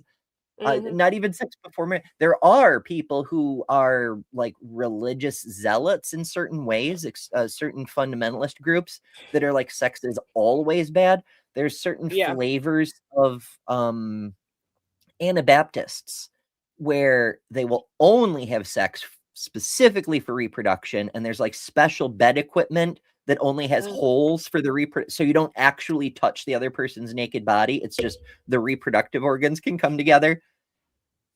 It's wild, but yeah, as far as asexual people, not so much. There isn't so much a moral poo-pooing of it. I get that people like they want answers to things they don't understand, and some people are willing to just make them up. And they're like, oh, well, there's a big Puritan streak in the United States. Maybe they're just like super Puritan. Usually not. No, not so much. Many of us are very sex positive, even if we ourselves are not super into sex. Like I've mentioned many times before that in my youth, I was very promiscuous. That's one of the ways I found out that I was an ace person, because I kept like not feeling anything. And eventually I started like, I'd have sex with someone and then I just feel so fucking hollow. And I'm like, this is not good for me. I need to stop doing this. I'm making myself sad. It's not great. But I was really searching for emotional connection. You know, I just the sex didn't do it for me. That wasn't what I actually needed or wanted, but I didn't understand because in our culture we don't talk about these things ever, and that is because of the Puritanism. Yeah. It's a neutral task. It's not the best. It's a little bit like awkward and a little bit gross and messy, but like no worse than like cleaning the toilet. You know what I mean? Like super sexy cleaning the toilet. It is gross. Yeah. I mean, if you take all the emotions and endorse. The last person I had a serious relationship with, they were a very sexual person. Like they were poly, but in a sex only kind of way. I'd never encountered a person like that, who like wanted like one solid romantic relationship and a poly relationship where like everybody is a partner. And because, you know, I'm very, very ace-ish and sex positive, that didn't bother me. I'm like, you know what, if it makes you happy, then it makes me happy that you're happy. So it was fine. But this person was the first person to tell me genitals are gross. Like they describe themselves as bi because both genitals are equally gross in different ways. I'm like, you're more into sex than anyone I've ever known. And you think genitals, well, yeah, the genitals are gross, but it feels great. Like, okay. Yeah. That does make sense. Yeah. That person was very much a contradiction in so many ways, which is one of the reasons I found them so intriguing. Like, I don't know. It's so fascinating. Orphans and dopamine out. It's not that great of a task.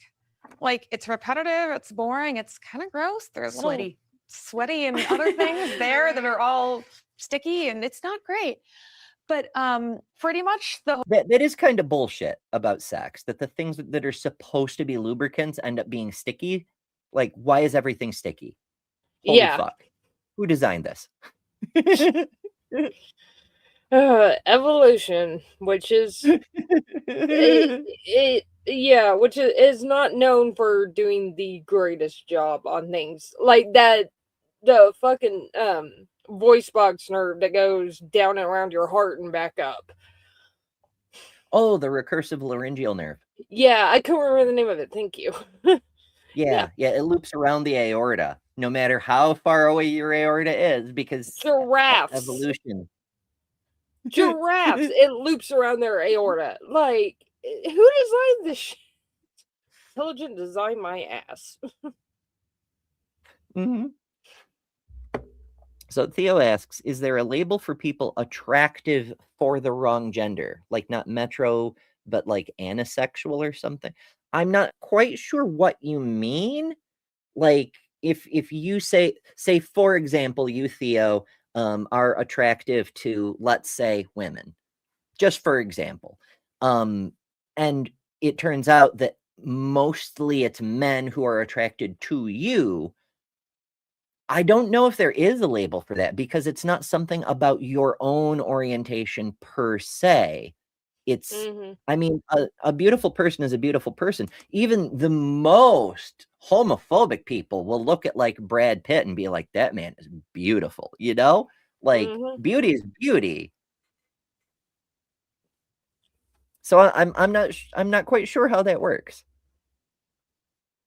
whole thing is we like everyday stuff that people would consider like average more than sex. I think it's all about finding someone compatible where like the amount everyone's happy with. And there are compromises in relationships. Some people, I think they've tried to weaponize compromise, where when I hadn't had sex yet and I wasn't ready yet with any partner, I heard that I was being a ridiculous virgin, that I was making it a bigger deal than it was. I needed to get it over with. I wasn't compromising because he was willing to. The issue is that it's the culture that's obsessed with the virginity thing. You know, like say anybody who says to you, you're being a ridiculous virgin, they're the one with virgin on their mind, you know, and they need to go deal with that. Like, why does that matter to you, bestie? What's going on? Also, no matter your orientation, don't let people coerce you into things. People who try to coerce you, who don't respect your boundaries, don't respect you. There's no future in that relationship. Drop them and get the fuck away. Yeah. I cannot emphasize that enough. If you have the spoons for it, tell them off while you're at it. That can be quite cathartic. Very much so. Do everything, and I wasn't really willing to do anything. And as much as I am sex positive, there are still going to be times where I'm like, I might rather watch a movie or like use this time in doing something else. But I think also a lot of people in allosexual relationships, it's fine to want sex in a relationship. I feel like that's an okay thing to be looking for. But I don't know how much people are looking into the future of if you have a partner you're with for life, there will be periods of time where you don't get to have sex with them. If they are sick, they become disabled. I'm worried about dating. Pregnancy. Now, this is one of nature's weirdest tricks is during pregnancy, partly because of the way your hormones shoot way the fuck up, your libido goes off the damn charts. Now, you can have sex during pregnancy, and you know, some midwives will actually say you should because it helps with certain other things. But like, there reaches a point where it becomes very impractical. Like, just the positioning of the body parts just doesn't work very well. Toys help a lot for that part, but still, like, pregnancy. Someone allosexual because that might become a problem later. It's really hard for them to understand how people can like not have that urge, because it's, if you just think of it as if you're straight, you know, or gay, the gender that you're not interested in, we just feel that way about both. I don't really have any emotions. That's a good way to put it too. Like, it's a lot like whether you're gay or straight, whoever you're not interested in, it's like that, but for both. I'm bi not attractive. I don't know. It's weird, like the way we think about things and so forth. But the whole thing with the comparison, it's just. I mean, it's also one of the problems with like sticking a label on something is just by putting a label on it, you're kind of shoehorning it into a category that it might not exactly fit into.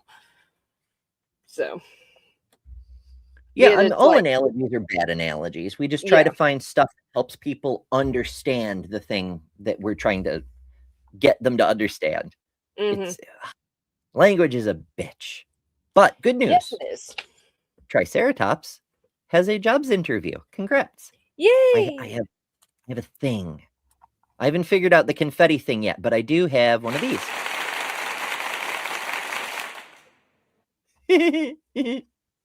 I'm enjoying the little mini soundboard in here. I'm easily amused. I'm sure y'all have noticed. Associated with it at all. It's just like a neutral task. So I understand it, and I understand it, but I don't feel it myself. And because I don't feel it, I really don't have a lot of the like judgments that other people have. Like, this is a horrible thing to say to my high school boyfriend. I told him, I was like, I don't understand why cheating is bad. And obviously that's a whole different issue. Like, okay, so humans, I strongly suspect, are not engineered evolutionarily or by an intelligent designer to be monogamous. We're very bad at it. It's not socially acceptable in Western culture to be poly, but you can be poly quite successfully, I assure you. But monogamous people, I will just say that I do not know personally in my IRL life a single monogamous couple that stayed monogamous. Either one or both parties cheated, or they opened up the relationship. Like, not a single fucking one. Most of the time it's cheating because there's social insistence on monogamy, and it's just not how humans are built. I know one, and that's it. Your parents lied to you, Lil. They fooled No, you. they actually didn't. I know for a fact they didn't. But the thing is, I can see where the social pressure of that might have played a role in it, but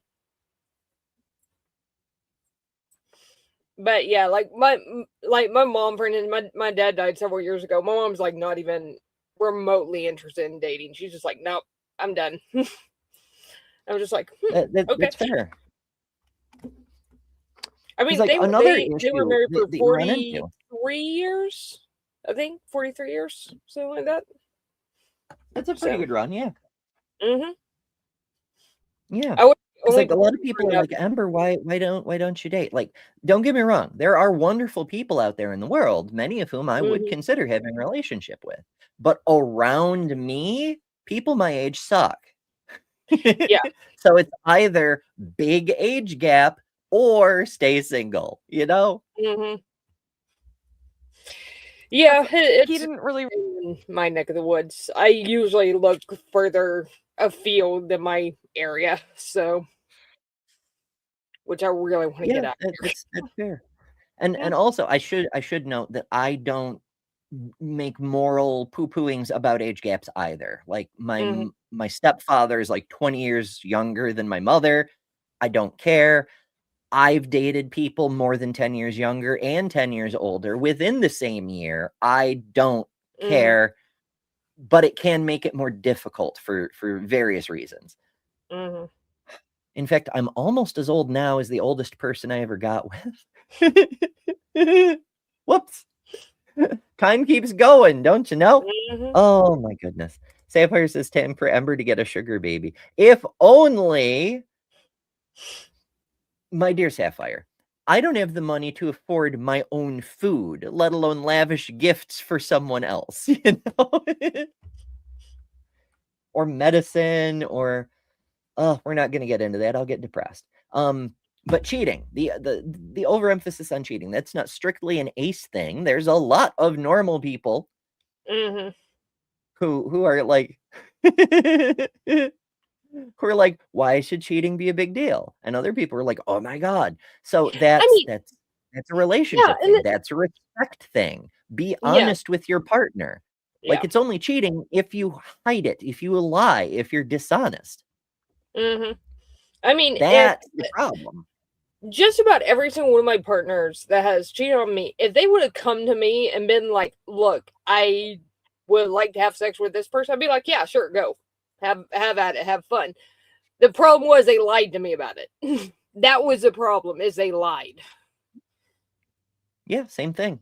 I have never been with a partner who didn't cheat on me, including the openly poly person. I'm like, just like when you say I'm gonna go hook up with so and so, I'm like, have fun. You get back, I give you a high five. Why the fuck would you lie to me about it? You know, but still, there's that thing. So yeah, that's the issue. That's the violation of trust. It's not. People make a big deal out of the sex part of it. That isn't even it.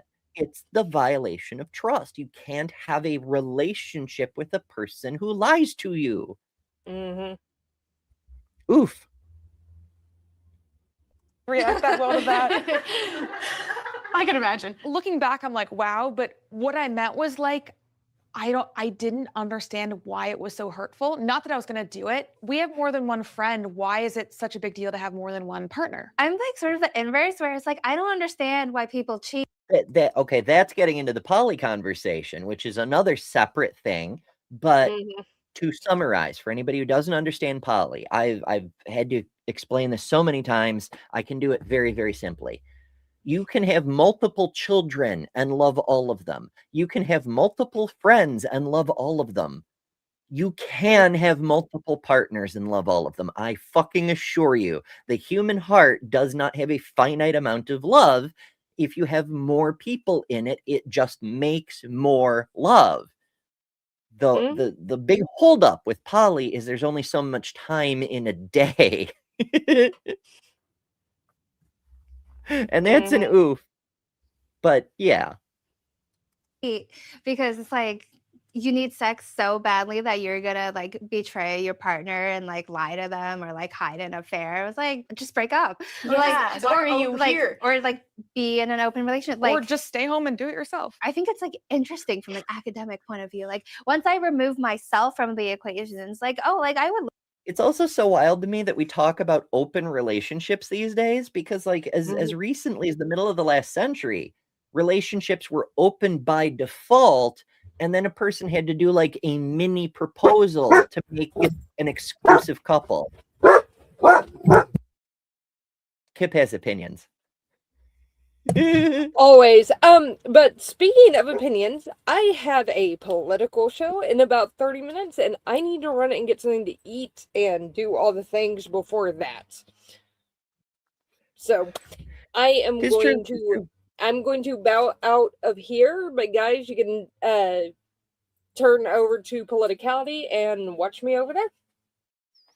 Hell yeah. Thank you, Lil. And you Lil. have a booby coming, by the way, Ember, today. Alrighty. All right. Thanks, guys. I'll see you soon. Bye. Always appreciate Lil dropping by. Also, I haven't gotten to show my boobie in a while, so Boobies. Yeah. Because this one I can show on YouTube.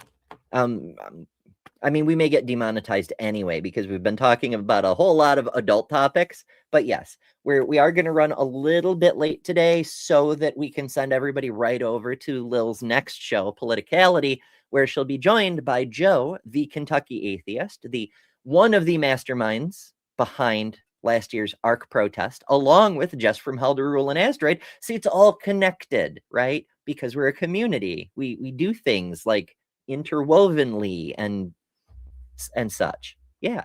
Collaboration and cooperation and all that stuff. So we'll go on a little bit longer, though this stream will send you right over to Politicality afterwards, if that's what you're into. This video goes on for a little bit longer. I do have another one I wanted to show y'all. So I'll switch over to that, and if we finish it, we'll get back to the other one some. I get a lot of questions like, well, do you love anything at all? And it's like, yes, it's just, it doesn't involve people in a sexual or romantic way. So yeah, that's the broad umbrella definition, not having sexual feelings towards others or not experiencing sexual desire or attraction. You could have one and not the other and still be an asexual person. And also, it doesn't have to be complete lack of desire. You don't have to take it all the way to 11 for it to be real.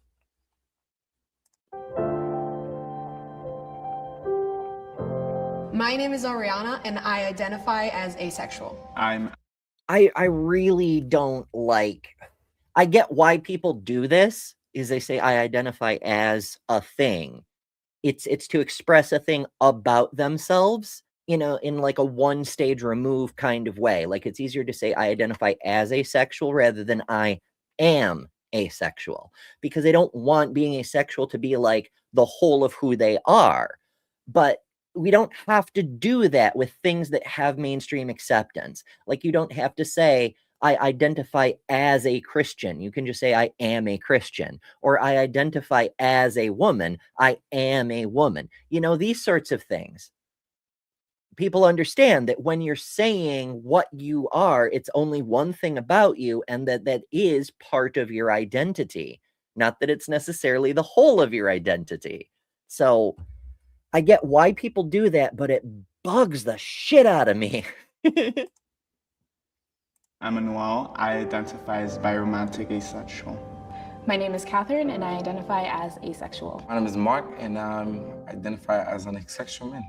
My name is Zoe, and I identify as asexual and aromantic. I appreciate that there's people who are just general asexuals, but there's also an aro-ace, an aromantic asexual, but also a biromantic ace. Like, getting some variety is really handy. Diversity, people. It's great. Sexuality is the lack of attraction when it comes to someone on a sexual level. I don't ever have any desire to participate in any sexual activity. A biromantic. I really like how they're having people describe what it means to them on the whiteboard like this. It's pretty neat.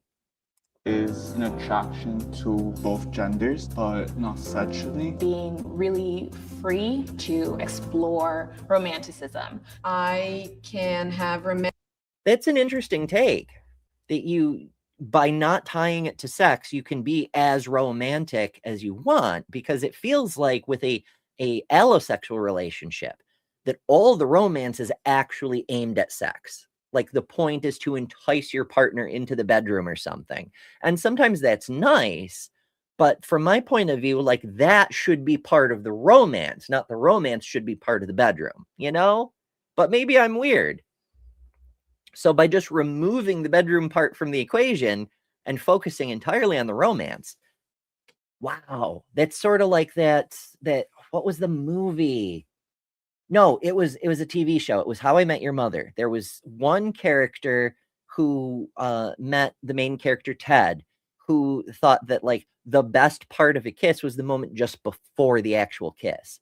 Because the actual kiss leads to consequences and calling the next day and disappointment because your expectations are so high, and the kiss itself is meh, which is a lot like sex. Like, you get excited and then the experience itself is meh. it can be a bit of a letdown. It's sort of like that.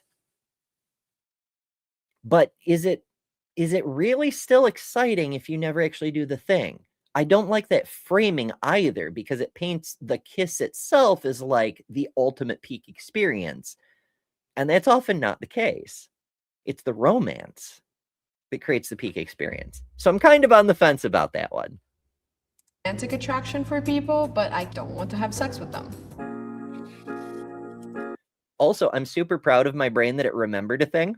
I continue. I'm almost 2 years on hormones, and I continue to be amazed at my brain's ability to recall things now that it's running on the hormones it was actually designed for.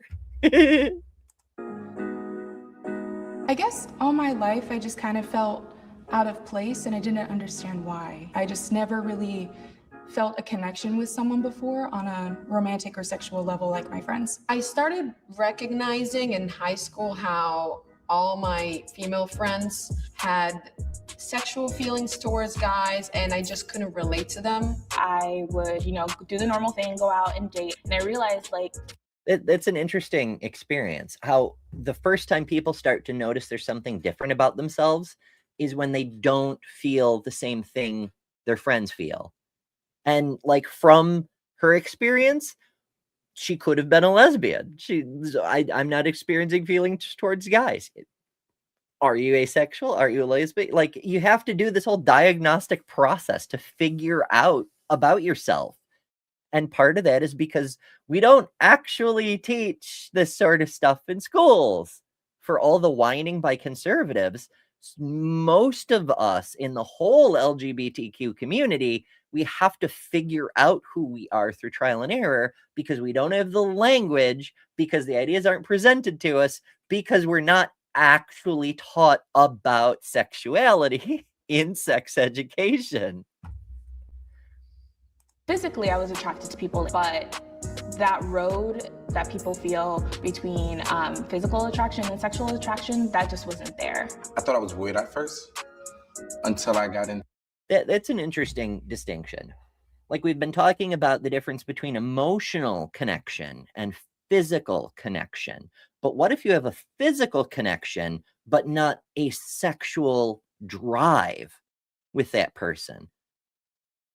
I could kind of see that, like being like really into a person's physicality, like they have beautiful eyes or really strong arms or a really warm presence. Holy shit, I've known some people with some warm presences that I could just fucking melt when they're around, but there isn't necessarily a sexual component to that. There's just no, I want to go to bed with that person, it's just, you want to be like near them all the time and have that melty feeling.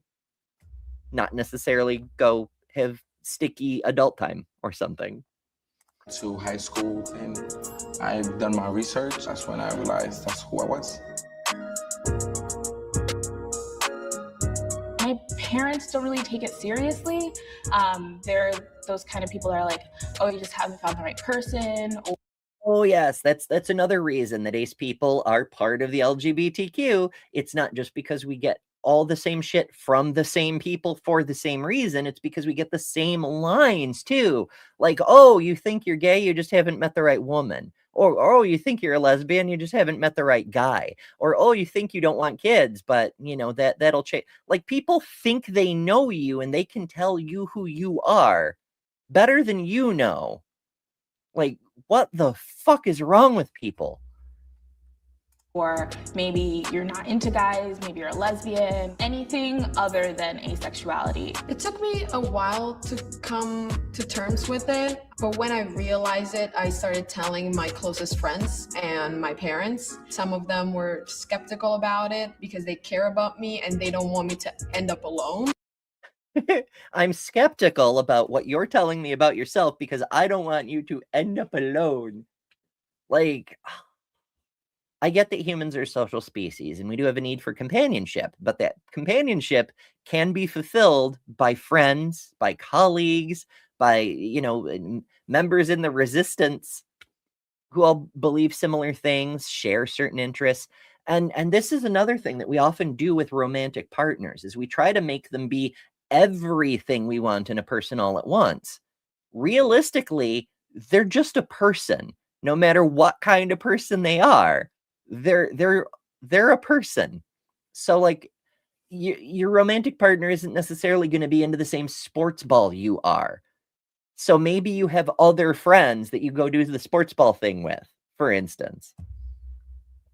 I haven't come out to my family yet. It's definitely gonna be hard for them to come to terms with, and I'm gonna be okay with being alone. Another thing is you don't necessarily have to be okay with being alone to be true to who you are. If you're not interested in sex, fine. That doesn't mean you have to accept you will be alone forever because you're not like all the other girls. Fuck that. It's hard for me to find that balance, somebody who's interested in the companionship more than sexual activity. One day, I will find somebody who's willing to deal with that. I would like to have a partner. I'd like to have somebody to share my life with. Hopefully down the line, I'll be able to find somebody that, whether they're asexual or heterosexual, will accept me for who I am. Whenever I find a guy that I like, the question of, do I have to tell them right now? Would they care? That's another point. How does it interact with other orientations? Like, we've got the one person who's biromantic. You can be asexual and still have another orientation. Like you could be a lesbian asexual person. If you have like limited attraction or attraction only under specific circumstances or what have you, like we've been talking about throughout the course of the show. But when you do experience attraction, it's always towards a woman flavored person. Then yeah, you could be attracted to women, but not actually be into sex. Like these things are all intersectional because they all represent independent spectrums where it's like in character creation, you have a whole bunch of different sliders and some will affect others, but they're still unique sliders. Similar, kink. How much you're into kink has nothing to do with any of the other things. There are ace people who are kinksters because they get a great deal of sexual type pleasure from engaging in BDSM, but not from actual sex, It's all good. If I was asexual, that always comes to mind. I've told a guy that I like that I was asexual and he was understanding. A lot of guys are like, oh, you don't have sexual attraction? Let me change that for you. People just always feel uncomfortable that they really like me and I just don't want to have sex with. Okay, I see some stuff about sapiosexual going by. Sapphire says, the only thing I know about sapiosexual people is Dr. Burge says she is. That's me too. It's quite a few people that you probably know who never talk about that. Like like I was just saying, you can be ace and also a lesbian or also a straight person or whatever. Like being ace doesn't change anything else about you. Sapiosexual is one of those things where it's kind of on the fence because it means you had experienced a limited attraction, but when you do experience attraction, it's two brains. It's two big brains. That's me. It's big brains, emotional connection. The plumbing has nothing to do with it for me. So yes. We could just have an adventure and have a good time, and for me it's like the same feeling of sex. I don't plan on dating or pursuing anybody on any level other than platonic. I've never been happier.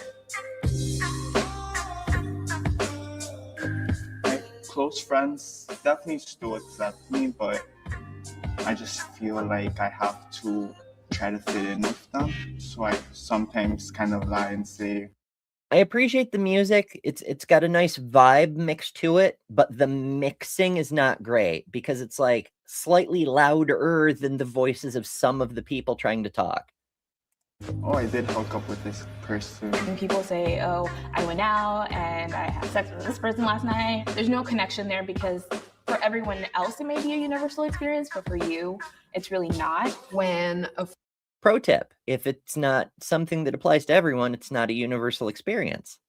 Like, I get why people phrase it that way. They're like, it seems like everyone around you has this experience. Also, they don't. A lot of people are just saying what they expect other people to say, to want to hear, rather than expressing how they genuinely feel. This is why we have so many people who have not come out of their respective closets yet, because they're still just trying to be what people around them seem to expect them to be, instead of saying, no, I have to be who I really am, you know? Friend just tells me maybe about their sex life. I still feel like it's something that they're talking about that I don't necessarily know 100%, but I never feel less than. Your feelings are valid. If you feel you're ace, believe in yourself and believe in what you feel. Don't stress yourself. Believe your feelings, because if you don't, if you try to make yourself be someone other than who you are, you're not going to be happy. You could be quite miserable. Like, believe your feelings, not because there's some arbitrary rule that like you have to. It's because your feelings are there to guide you. Like, a lot of people get all hung up on controlling your emotions, because your emotions don't define you. Your emotions are not you. Even your thoughts are not you. But we go too far in the other direction sometimes. Like, there's some people that are 100% emotionally guided, and other people that are like so stoic they pretend they're fucking from planet Vulcan. It is not logical to let your emotion. No, your emotions are an input. Think of them like a sense, like any other sense, like touch, right? Some touches feel nice, some touches feel bad, and sometimes you touch something hot and you get that reflex of repulsion. It's the same sort of thing. Your emotions are the same sort of thing. Some things feel good, some things feel bad, and some things hurt a lot, and you should get the fuck away from them.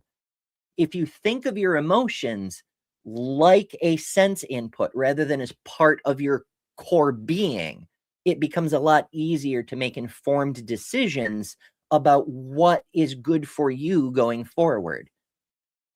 Consider taste, our sense of taste. Our tongue uses chemical detectors on the surface in order to determine what it is we're tasting. Things that taste good are things that meet the chemical receptors, and the chemical receptors say, yes, this is something we need. And so they send a positive feedback response. Things that taste bad are things that meet the chemical receptors, and they say, no, this is a bad chemical. No more of this. Get this away from me. It's because of the chemical. It's not because the thing is itself inherently good or bad. It's because your body needs certain chemicals more than others at any given moment. There's some things that are always welcome, like, glucoses. You need those for energy, and the carbon and so forth. There's sometimes when you're dehydrated a little bit, water tastes really good, and other times water is meh. The chemical receptors are geared towards what you need. So what tastes good, what tastes bad is based on what you need, not its inherent flavor, but what chemicals your body can make use of on a chemical level.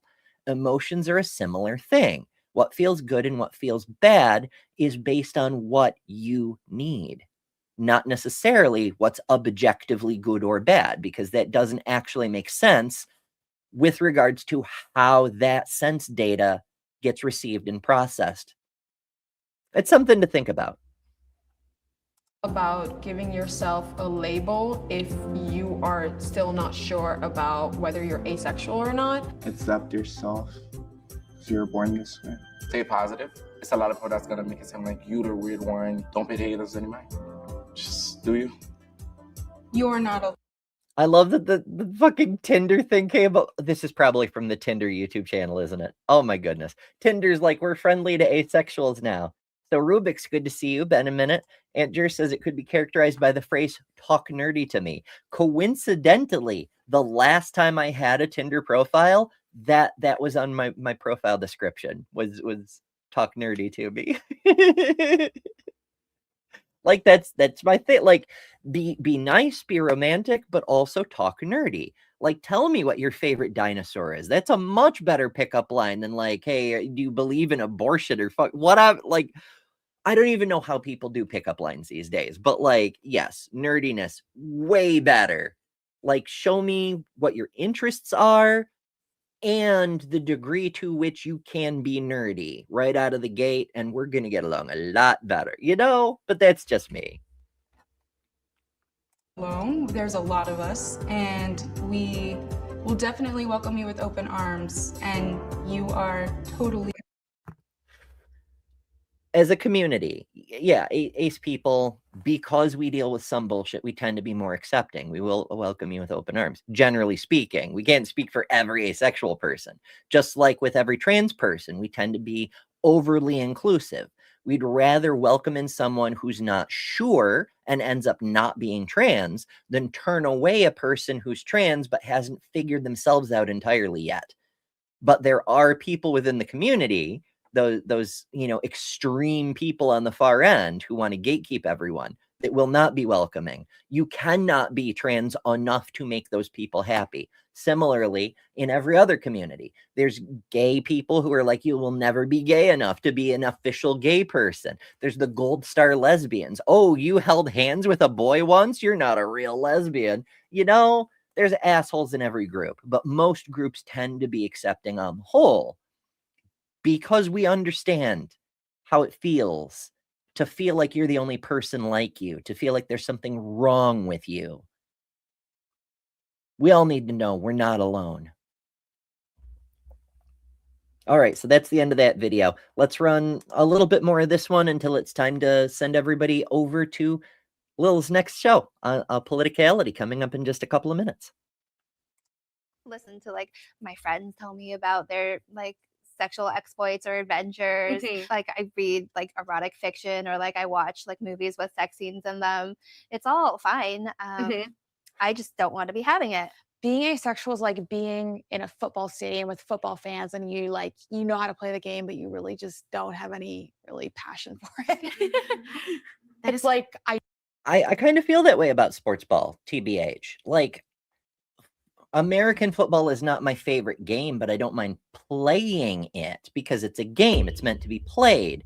I have zero interest in watching it, especially American football, the way there's 4 seconds of action and then 10 minutes of timeouts. Holy shit. Let's just play video games. We can pause when we want to, but let's just fucking play video games. Oh my God. Sapphire says, you kissed a trans girl? I'm not sure who you're talking to. To my knowledge, I haven't, but that's just because of lack of opportunity. But yes, with the open arms thing, I chuckled a little bit because I was like, yes, ace people will greet you with open arms, just not open legs. know when to cheer. I know when they're having fun, but I don't actually feel it authentically. I'm interested in football when it's my team. Oh, that's good. That works. Yeah, I'm not interested in any team ever. Yeah. Not even sports. I could go. So sports ace. Because I don't know.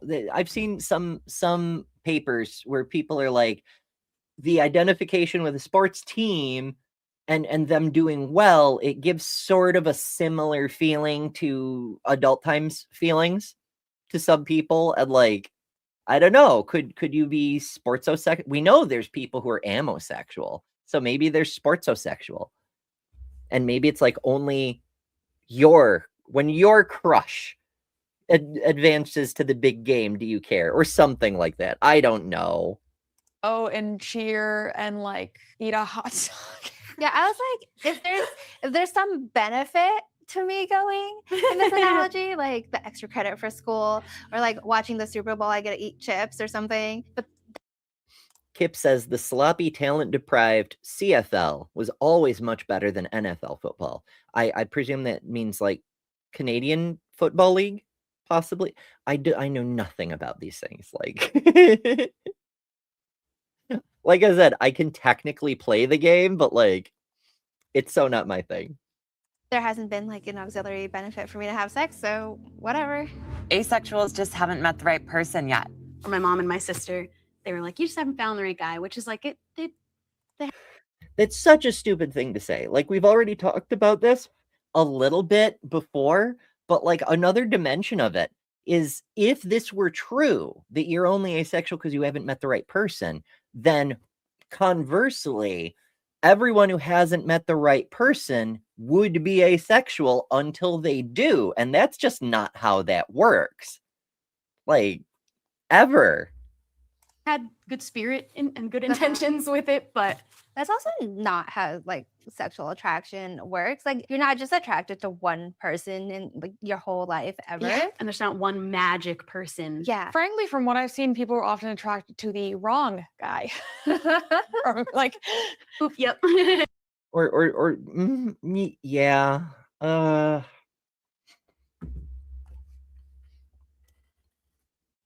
Again, I'm trying to keep most of my personal stuff the hell off of lives, but I've talked about this before. The first person that I voluntarily had intercourse with was much older than me at the time. Even though I was interested, I thought I wanted to. It didn't occur to me until years later when my kids, my adult children were like becoming adults, and they were asking like, what was your first time like? I gave them some information about the person I was with, and they all just looked at me horrified. And I was like, what? And they were like, they were an adult and you were a child. That's not cool. I'm like, oh shit. Like it's, I laugh about it and I make light of it now, but like the way people will take advantage of people in order to get laid is fucking horrible. And given what I just said about age gaps earlier, that may be why I didn't process it that way until my kids pointed it out. But like, even if it feels voluntary at the time, a situation like that, let me just be clear. Kids cannot consent. Even if they seem to be into it, kids cannot consent. So yeah, the first person I was with was technically a rapist. So yay. Oh my. And on that happy note, it's probably time to head over to politicality. Let me pull up a linky for y'all because the stream will automatically send you over, but I want to give you something you can click on the off chance that it doesn't. So okay, I've got it here. Un momento, por favor. And I will drop it in the chats. And then we will wrap up. Thank you all so much for joining today. I appreciate y'all being here. This, even though we've gone a little bit long, it's been mostly fun. Hopefully it's been informative. I actually am starting to feel a little better. Doing these shows actually literally helps with my health. Like, yes, I took medicine. I took a lot of medicine, but also I don't even want to get into what was going on before the show. It was very, very bad. I almost postponed the show. Big oof, but I am feeling a little bit better. And thank you all for being here. I realize this means almost nothing to so many people, but the people it does mean something to, it's really important. So thank you for being here for that too. We'll see you tomorrow. We're doing some Black History Month stuff. We're discussing Harriet Tubman, the ultimate Black liberation badass. I hope to see you there. Toodles. Thanks to all our patrons and top-level members for January. Miranda, Karen Butcher, Jessica the Transmetal Alchemist, Robin Webster, Maya Adkison, Jimmy Tux, Ian Chen, Lilith, Ember Lynn, The Barely Bearable Atheist, Eric Wander, Jason Jacoby, Lil of All Trades, Deviant Outcast, Secular Feelinist, Kelly King, the Detroit Atheist Queen, Geo Sam, Thriver Scapegoat, The Godless Engineer, Why Because Weed Bro, and Katie Bluebird. And you can add your name here next month by signing up at patreon.com/betterthanember or by joining Emberships here on YouTube at the Cinder level, which also includes all the custom emojis, tons of member-exclusive content, member-only live streams, and a bunch of other stuff. I deeply appreciate all the supporters who keep this channel going. Thank you so much. Because of you, we're building a wonderful community that I'm very proud of.